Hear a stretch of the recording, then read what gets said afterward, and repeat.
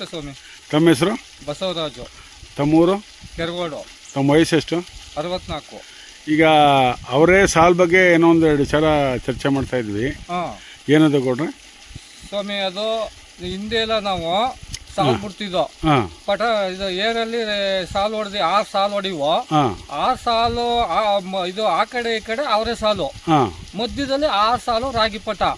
ಆ ಅವರೇ ಸಾಲ್ಗೆ ಅವರೇ ಹುಚ್ಚೆಳ್ಳು, ಕೆಂಪು ಜೋಳ, ನವಣೆ ಎಲ್ಲ ಒಂದೊಂದು ತೆಳ್ಳಗ ಜೋಳ ಹಾಕ್ತಿದ್ವಲ್ಲ, ಅದೇ ಕೆಂಪು ಜೋಳ. ಕೆಂಪು ಜೋಳ ಅದು ಹಿಂದೆ ಹಾಕ್ತಿದ್ದು. ಇಷ್ಟು ಬಿಟ್ಕೊಂಡು ಆರ್ಕನ್ನು ಗೊತ್ತಾಯ್ತು ಒಂದೊಂದು, ಅದು ಒಂದೊಂದು ತೆಳ್ಳಗೆ ಹುಚ್ಚೆಳ್ಳು ಜೊತೆಗೆ ಒಂದೊಂದು ಆರ್ಕ ತೆಳ್ಳಗೆ ತಗಣಿನೇ ಬಿಟ್ಟಿದ್ದು. ತಗಣಿ ಅದು ತಗಣಿ ಬಿಟ್ರೆ ಅವರೇ ಸಾಲು ಇವೆಲ್ಲ ಬರ್ತಿರ್ಲಿಲ್ಲ, ಬೇರೆ ಬರುವ. ಅಲ್ಲಿಗೆ ಅವರೇ ಜೋಳ, ಹುಚ್ಚೆಳ್ಳು, ನವಣೆ ಈ 3-4 ಮಿಕ್ಸ್ ಮಾಡಿ ದೂರ ತೆಳ್ಳಗೆ ಹಾಕ್ತಿದ್ದು. ಮಧ್ಯ 6 ಸಾಲ ರಾಗಿನ 6 ಸಾಲ ರಾಗಿ. ಅದಕ್ಕೆ ನಾವು ಏರಲ್ಲಿ ಇದು ಕುಂಟೆ ಹೊಡಿತಿದ್ದು. 6 ಸಾಲ ಬಿತ್ತಿ 6 ಸಾಲ ಕುಂಟೆ ಇದು ಕುಂಟೆ ಹೊಡ್ಕೊಳ್ಳೋದು. ಮಧ್ಯ ಆ ಕಡೆ ಈ ಕಡೆ 2 ಅವರೇ ಸಾಲ ಬಂದ್ರೆ ಮಧ್ಯದಲ್ಲಿ 6 ಸಾಲ ರಾಗಿ, ತಿರು ಪಕ್ಕದಲ್ಲಿ 6 ಸಾಲ ರಾಗಿ ತಿರ್ಗಾ ಅದ್ರ ಪಕ್ಕದಲ್ಲಿ ಸೇಮ್ ಅವರೇ ಸಾಲು.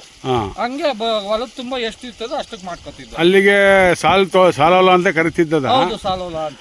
ಜೊತೆಗೆ ಅವರೆಕಾಳು ಹಸಿ ತರಕಾರಿ ಆಗೋದು, ಕಾಳು ಆಗೋದು ಮನೆಗೆ. ಅವರೆಕಾಳು ಹಸಿ ಕಾಳು ಆಗೋದು, ಬಿತ್ತನೆ ಕಾಳು ಮಾಡ್ಕೊಳ್ಳುವ, ಹುಚ್ಚೆಳ್ಳು ಆಗೋದು, ಎಣ್ಣೆ ಮಾಡ್ಕೊಳ್ಳುವ, ಗಾಣ ಕಟ್ತಿದ್ವಲ್ಲ, ನವಣೆನು ಮಾಡ್ಕೊಳ್ಳುವ, ಅನ್ನ ಆಗೋದು, ಕೆಂಪು ಜೋಳನು ಮಾಡ್ಕೊತಿದ್ವು, ದನಿಗಾಗೋದು, ದನಿಗ ಬೇಯಿಸ್ಕೊತಿದ್ವು, ಜೋಳನು ಮಾಡ್ಕೊತಿದ್ವು, ಹೀಗೆಲ್ಲ ಮಾಡ್ತಿದ್ವು. ಅದೇ ಪದ್ಧತಿಲಿ ಕೊಡ್ರೆ ನವಣೆ 1 ಸಾಲ ನವಣೆ, 2 ಸಾಲ ನವಣೆ, ತಿರ್ಗಾ ಜೊತೆಗೆ ಹೆಸರು ಕಾಳು, ಉದ್ದಿನ ಕಾಳು, ಅವರೆಕಾಳು ಥರ ಯಾವ್ದಾದ್ರು ಒಂದು ಕಾಳು, 1 ಲೈನ್ಗೆ 2 ಲೈನು ನವಣೆ, 1 ಲೈನು ದ್ವಿದಳ ಧಾನ್ಯ, 1 ಲೈನು 2 ಲೈನು ಕೊರಲೆ, 1 ಲೈನ್ ದ್ವಿದಳ ಧಾನ್ಯ, 2 ಲೈನ್ ರಾಗಿ, 1 ಲೈನು ದ್ವಿದಳ ಧಾನ್ಯ. ದ್ವಿದಳ ಧಾನ್ಯದಲ್ಲಿ ಹೆಸರು ಉದ್ದು, ಅಲಸಂದೆ, ತಗಣಿ, ಕಡಲೆಕಾಯಿ ಇಷ್ಟ ಹಾಕಿದೀವಿ. ಎಳ್ಳು ಸಹ 1-2 ಪಟಕ್ ಬಿಟ್ಟಿದೀವಿ. ನವಣೆ ಜಾಸ್ತಿ ಬಿಟ್ಟಿದೀವಿ. ನವಣೆ ಯಾಕೆ ಜಾಸ್ತಿ ಬಿಟ್ಟಿರೋದು? ನವಣೆನ ಗಿಳಿ ತಿನ್ನಲ್ಲ, ಕೊರ್ಲೆನ ಗಿಳಿ ಇವೆಲ್ಲ ಈಜಾಕ್ಬಿಡ್ತವೆ ಜಾಸ್ತಿ.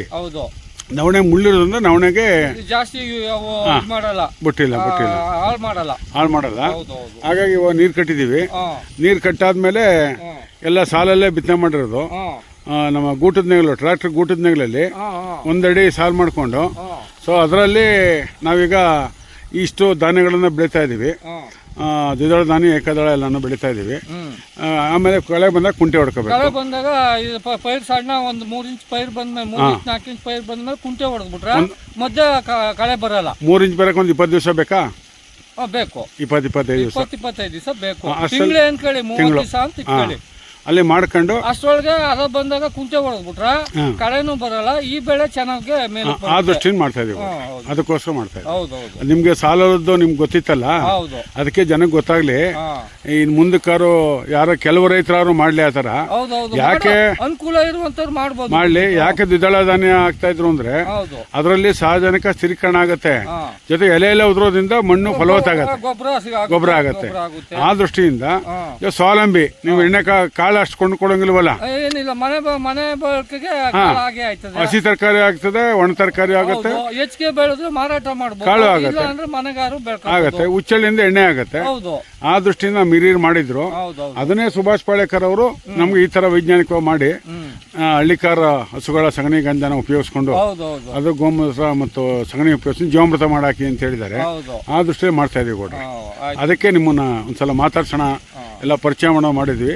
ಇದನ್ನೆಲ್ಲ ಫೇಸ್ಬುಕ್ ಅಲ್ಲಿ, ಯೂಟ್ಯೂಬ್ ಅಲ್ಲಿ ಹಾಕ್ತಿವಿ. ಒಂದಷ್ಟು ನಿಮ್ಮನ್ನ ನೋಡಿ ಒಂದಷ್ಟು ಜನ ರೈತರು ಹೇಳ್ತಾರೆ, ಮಾಡ್ಲಿ. ನಿಮ್ ಫೋನ್ ನಂಬರ್ ಹೇಳಿ ಕೊಡ್ರಿ. 9964986323. ಇನ್ನೊಂದ್ಸಲ ನಿಧಾನಕ್ಕೆ ಹೇಳಿ. 9964986323. ಸರಿ ಕೊಡ್ರಿ, ಎಲ್ಲ ಹಾಕ್ತಿವಿ. ಯಾರ ಫೋನ್ ಮಾಡಿದ್ರೆ ಅವ್ರು ಹೇಳ್ಕೊಡಿ. ಮಾಡಿದ್ರೆ ಹುಡುಗರೆ ಮಾಡೋದು, ಒಂದು 20 ವರ್ಷ 30 ವರ್ಷದವ್ರೆ, ನೀವು ಅವ್ರಿಗೆಲ್ಲ ಸ್ವಲ್ಪ ಎಚ್ಚರಿಕೆ ಮಾತಾಡಿ, ಎಚ್ಚರಿಕೆ ಕೊಡಿ. ಆಯ್ತು ಕೊಡ್ರಿ. ಧನ್ಯವಾದ. ನಮಸ್ಕಾರ.